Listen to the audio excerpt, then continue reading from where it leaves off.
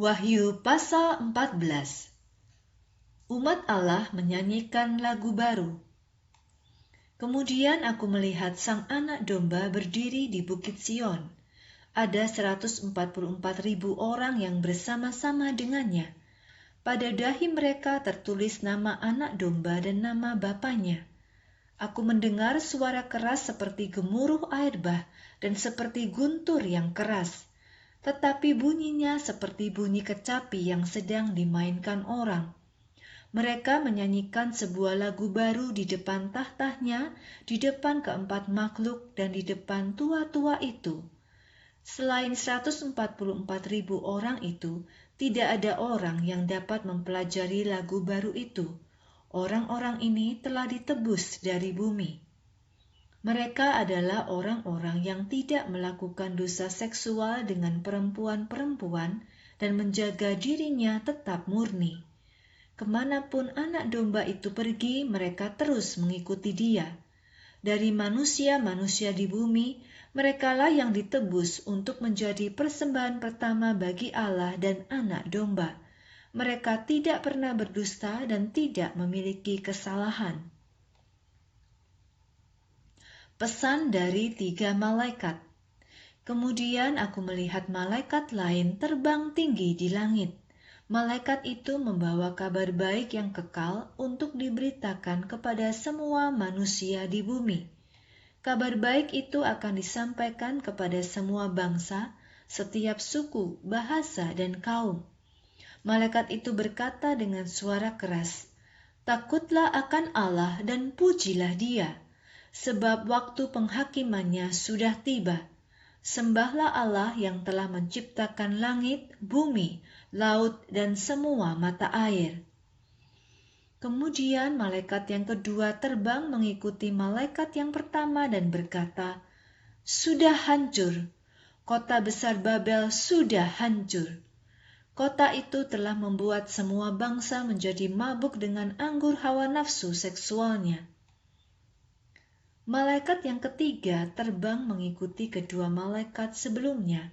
Ia berkata dengan suara keras, "Allah akan menghukum orang-orang yang menyembah binatang itu dan patungnya.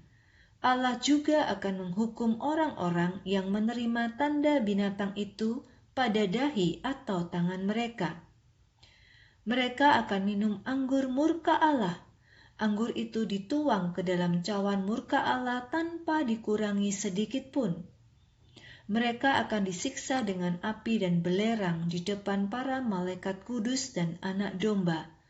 Asapnya akan terus-menerus mengepul sampai selama-lamanya, karena api itu menyala siang maupun malam untuk menyiksa mereka yang menyembah binatang itu dan patungnya, atau yang telah menerima tanda dari namanya. Ini berarti orang-orang kudus harus terus menaati perintah Allah dan mempertahankan keyakinan mereka kepada Yesus. Kemudian aku mendengar suara dari langit berkata, "Tuliskan hal ini. Mulai sekarang, orang-orang yang mati dalam Tuhan akan diberkati." Roh Kudus berkata, "Ya, mereka akan beristirahat dari kerja kerasnya. Semua jerih payah mereka akan mengikuti mereka." Bumi dipanen. Aku melihat seseorang yang kelihatan seperti anak manusia duduk di atas awan putih. Dia memakai mahkota emas dan memegang sebuah sabit tajam. Lalu malaikat yang lain keluar dari bait Allah. Ia berkata kepada anak manusia itu dengan suara keras, "Ambillah sabitmu dan panenlah, karena waktu untuk panen sudah tiba. Bumi sudah matang untuk dipanen." Maka ia yang duduk di atas awan mengayunkan sabitnya ke bumi, dan bumi pun dipanen. Kemudian keluarlah malaikat yang lain dari bait Allah di surga. Ia juga memegang sebuah sabit yang tajam. Ada lagi malaikat lain keluar dari altar. Malaikat itu berkuasa atas api. Ia berseru kepada malaikat yang memegang sabit tajam itu, "Ambil sabitmu," ulang. Ambil sabitmu yang tajam itu dan kumpulkan buah-buah anggur yang sudah matang dari bumi. Malaikat itu menyabit dan mengumpulkan buah-buah anggur dari bumi dan melemparkannya ke dalam alat pemeras anggur, yaitu murka Allah. Buah-buah anggur itu diperas di luar kota dengan alat pemeras anggur.